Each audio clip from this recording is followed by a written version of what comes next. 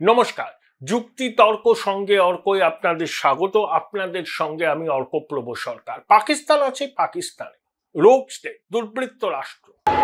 तुम हमारा पानी बंद कर दोगे, हम तुम्हारा सांस बंद कर देंगे। अगर तू पानी बंद करेगा, इंशाअल्लाह हम तेरी सांस बंद करेंगे इन दरियाओं में। फिर আমরা প্রথম থেকেই বলেছি, ওই স্বাধীনতার পর থেকে পাকিস্তানের যে ভারত বিদ্বেষ, হিন্দুস্তান বিদ্বেষ, নিজেদের অঙ্গহানি হওয়ার পরেও সেই রাস্তা থেকে তারা সরেনি এবং অপারেশন সিন্দুরের পরেও তাদের শিক্ষা হয়নি।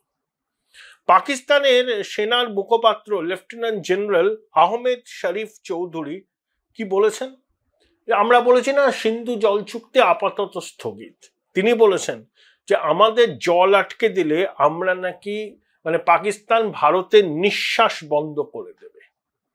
স্পর্ধাগুলো দেখুন। এই ভদ্রলোক DGISPR, inter service public relation, এর বাবা একজন বিজ্ঞানী। এই ইরান এবং লিবিয়ায় এবং ওসামা বিন লাদেনকে পরমাণু প্রযুক্তি পাচার করার কাজে যুক্ত ছিলেন বলে সন্দেহ। তার বিরুদ্ধে তদন্তও হয়েছে। তো গুণধর বাপের গুণধর পুত্র, যেমন পাকিস্তানের সেনাপ্রধান তেমন DGISPR, ধর্মান্ধ। এবং সেই দ্বিজাতি তত্ত্বের বিষকে সামনে এনে পেহেলগাম হত্যালীলার মাস্টার মাইন্ড হচ্ছে পাকিস্তানের সেনা। এটা আমরা সব জায়গায় বলছি, বিশ্বে বলছি, রাষ্ট্রপুঞ্জে বলছি, আমাদের বিদেশ মন্ত্রী বলছেন, আমাদের সংসদীয় প্রতিনিধিরা যারা যাচ্ছেন বিভিন্ন দেশে তারা বলছেন। পাকিস্তানে সন্ত্রাসবাদীদের বিশ্ববিদ্যালয় আছে। আরে যারা ওসামা বিন লাদেনকে ইসলামাবাদের অদূরে আবোটাবাদে নিরাপদে লুকিয়ে রেখেছিল তারা বলে আমরা সন্ত্রাসবাদের শিকার। যে ওসামা বিন লাদেন 1/11 ঘটনার সঙ্গে যুক্ত, 9/11 ঘটনার সঙ্গে যুক্ত, যাকে হন্যে হয়ে করছিল মার্কিন বাহিনী, কোথায় পাওয়া গেল? না, আফগানিস্তানের কোনো গুহায় নয়, তোড়াবোড়ায় নয়, ইসলামাবাদের অদূরে আবোটাবাদে। জাকিউর রহমান লাগবি, দাউদ ইব্রাহিম, হাফিজ সঈদ, এক সে বারকার এক আন্তর্জাতিক সন্ত্রাসবাদী, যাদের রাষ্ট্রপুঞ্জ কুখ্যাত সন্ত্রাসবাদী বলে চিহ্নিত করেছে, তারা পাকিস্তানে খোলামেলা ঘুরে বেড়ায়।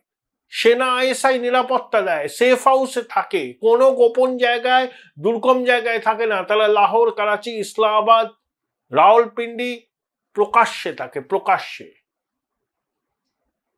এই হচ্ছে পাকিস্তানের চরিত্র। প্রধানমন্ত্রী রাজস্থানের এয়ারবেসে গিয়ে কি বললেন? যে 22 মিনিটে 22 এপ্রিলের ঘটনার জবাব দেওয়া হয়েছে। আমরা কিন্তু ডিপ ইনসাইডে ঢুকে হামলা করেছি টেররিস্ট ঘাঁটিতে, পাকিস্তান সিভিলিয়ান বা পাকিস্তান মিলিটারি এস্টাবলিশমেন্ট কেন। কিন্তু পাকিস্তান সন্ত্রাসবাদীদের ঘাঁটি যখন ভারত ভেঙে দিল, পাকিস্তানের মিলিটারি আমাদের সাধারণ নাগরিক এবং মিলিটারি এস্টাবলিশমেন্টকে আক্রমণ করল।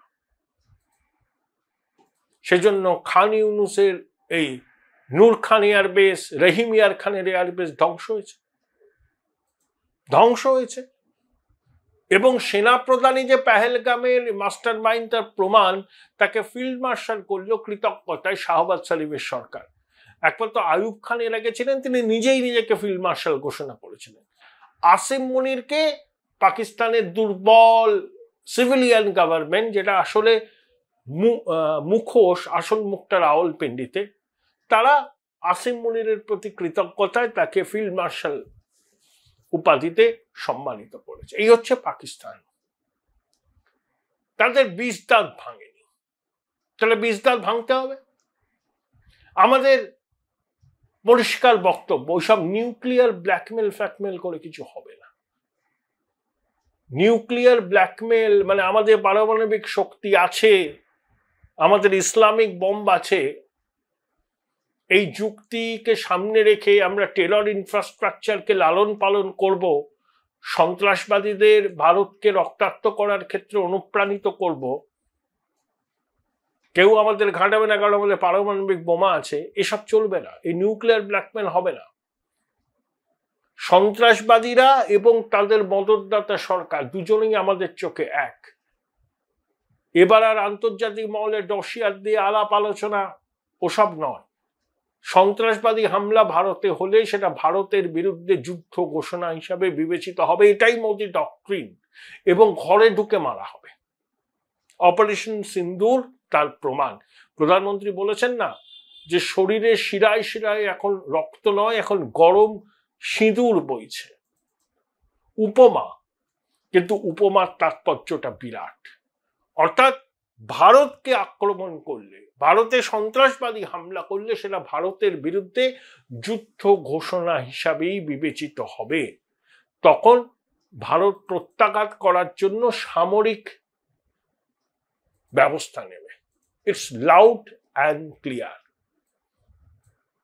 সিন্ধু জল চুক্তি আপাতত স্থগিত হবে। কিসের আলোচনা? পাকিস্তানের সঙ্গে, রোগ স্টেটের সঙ্গে আলোচনা কি? আলোচনা হতে পারে এক, তুমি কবে ভাই হাফিজ সঈদকে ফেরত দিচ্ছ, কবে দাউদকে দিচ্ছ, কবে জাকিউর রহমান লাখভিকে দিচ্ছ, আরো যারা যারা আছে তাদেরকে আমাদের হাতে হস্তান্তর করছো, আর যেভাবে অবৈধভাবে তোমরা কাশ্মীরের একটা অংশকে দখল করে রেখেছো সেটা কবে ভারতকে ফিরিয়ে দিচ্ছ। এই বিষয় নিয়ে কথা হতে পারে, আর কোনো বিষয় নিয়ে কথা হবে না। সিম্পল, এবং কারোর কোনো মধ্যস্থতার প্রশ্ন নেই। এটা একদম বাইল্যাটারাল আলোচনা হবে শুধু এই বিষয়গুলো নিয়ে, সন্ত্রাসবাদীদের প্রত্যাবর্তন আর পাক অধিকৃত কাশ্মীর কবে তারা আবার ভারতকে ফেরত দেবে। কারণ কাশ্মীর আমাদের ইন্টিগ্রাল পার্ট, ওটা আনফিনিশড এজেন্ডা অফ পার্টিশন, ওই আনফিনিশড এজেন্ডাকে ফুলফিল করতেই হবে। পুরো কাশ্মীরকে আনুষ্ঠানিকভাবে ভারতভুক্তি করতে হবে। জোর করে পাকিস্তান কাশ্মীরের একটা অংশকে দখল করেছে, সেই জন্য আমরা বলি পাক অকুপাইড কাশ্মীর। সেই কাশ্মীরও কবে ফেরত দেবে আর কবে জঙ্গি জিহাদিদের প্রত্যাবর্তন করাবে, ব্যাস এই দুটো বিষয় নিয়ে আলোচনা হবে, এবং পাকিস্তানকে করতেই হবে, আজ না হয় কাল। নইলে পাকিস্তান নিজের যতটুকু আছে 4টে প্রভিন্স সেটাও রাখতে পারবে না, বালুচিস্তান বেরিয়ে যাবে আজ না হয় কাল। তা 44% ল্যান্ড মাস পাকিস্তান, 2600 কিলোমিটার দীর্ঘ সীমান্ত আফগানিস্তান ইরানের সঙ্গে। ইরান থেকে তো তেল পাকিস্তান নিষেধাজ্ঞার কারণে আমদানি করতে পারে না, কিন্তু বেআইনি ভাবে আমদানি করে। ব্যারেল পিছু প্রায় $50 কম মূল্যে ইরান তেল বেচতে বাধ্য হয়। ওই বালুচিস্তানে ইরান পাকিস্তান সীমান্তে ইরানের অয়েল ট্যাঙ্কার গুলো আসে, পাকিস্তানের অয়েল ট্যাঙ্কার গুলো যায়, তারপর পাইপলাইনের মাধ্যমে ইরানের অয়েল ট্যাঙ্কার থেকে পাকিস্তানের অয়েল ট্যাঙ্কারে তেলকে পাঠানো হয়। এটাই তো আমরা বলেছি চাবাহার বন্দরের নিয়ন্ত্রণ আমাদের হাতে, আমরা ইরান থেকে তেল নেব, $50 কম মূল্যে বেচতে হবে না বেআইনি ভাবে। ইরান আমাদের দীর্ঘদিনের বন্ধু। Join Indian Institute of Hotel Management now. Right choice, right decision.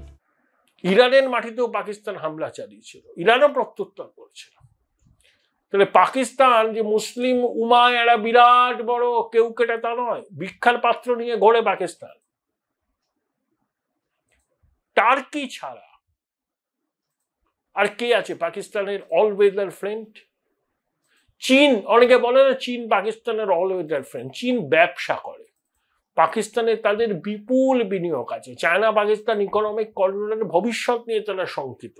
চীনা নাগরিকরা বালুচ স্বাধীনতা সংগ্রামীদের নিশানা হচ্ছেন।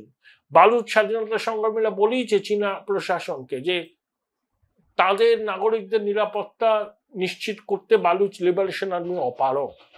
শি জিনপিং কি বলেছেন শাহবাজ শরীফকে, যে আমরা কি সৈন্য বাড়াবো পিপল লিবারেশন আর্মি আমাদের নাগরিকদের নিরাপত্তা সুনিশ্চিত করার জন্য? কারণ পাক প্রশাসন, পাক সেনাবাহিনী অকর্মণ্য, তারা পারছে না চীনা নাগরিকদের নিরাপত্তা নিশ্চিত করতে। পাক সেনাবাহিনী নিজেদের একটা মিথ তৈরি করেছে নিজেদের দেশের মধ্যে, যে তারা বিপুল শক্তিধর, একটা যুদ্ধে জিতেছে, বরঞ্চ দেশের একটা অংশ বেরিয়ে গেছে আর একটা অংশ যাবে। পাক সেনাবাহিনী নামই আর্মি, ওটা বিজনেস কনগ্লোমারেট। এখন ওরা কর্পোরেট ফার্মিং, কন্ট্রাক্ট ফার্মিং এর দিকে ঝুঁকছে। পাক মিলিটারি এস্টাবলিশমেন্ট সব ধরনের ব্যবসা চালায়, বেকারি চালায়, ব্যাংক চালায়, ইন্স্যুরেন্স চালায়, পেট্রোল পাম্প চালায়, লজিস্টিক্স চালায়, আবাসন চালায়। প্যারালাল, একদম প্যারালাল। পৃথিবীতে কোনো দেশে কোনো আর্মি এস্টাবলিশমেন্ট এভাবে বিজনেস করে আমার জানা নেই। এবং পাকিস্তানের সেনা কোনোদিন যুদ্ধে জেতেনি, এটাও বাস্তব। তাই ওদের এরকম চমকানি গরচানি এগুলো শূন্য কুম্ভের ঝঙ্কার, ওগুলো ডোমেস্টিক অডিয়েন্সকে বার্তা দেওয়ার জন্য। তাই ডিজিআইএসপিআর এর বক্তব্য এসে আসলে ওদের রক্তে ঢুকে গেছে। বিশ্বাসঘাতকতা, ভারতকে অশান্ত করা, ভারতকে 1000 টুকরে ভাগ করা, যেটা ভুট্টো বলেছিলেন, সেই লিগ্যাসে কিন্তু এখনো চলছে। আর জিয়াউল হকের সময় পাকিস্তান সেনাবাহিনীতে যে ইসলামাইজেশন হয়েছিল সেই ট্রেন্ড এখনো চলছে এবং বেড়েছে। আসিম মনির হচ্ছে ওই জিয়া লিগ্যাসির উত্তরাধিকারী।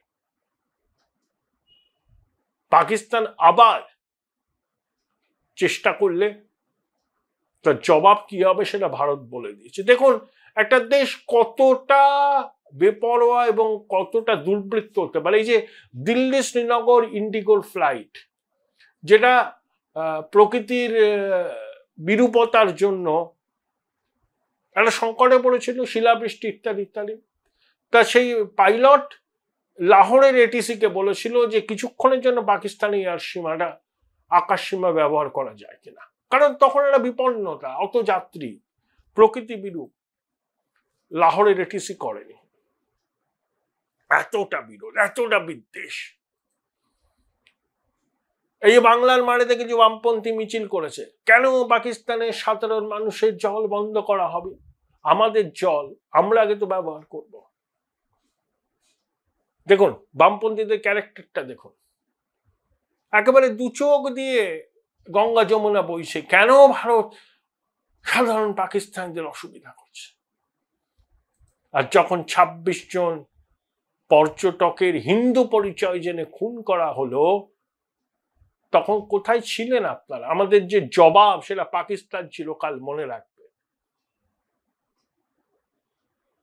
এই দ্বিচারিতার জন্য এরা শূন্যে পরিণত হয়েছে, এবার মহাশূন্যে পরিণত হবে।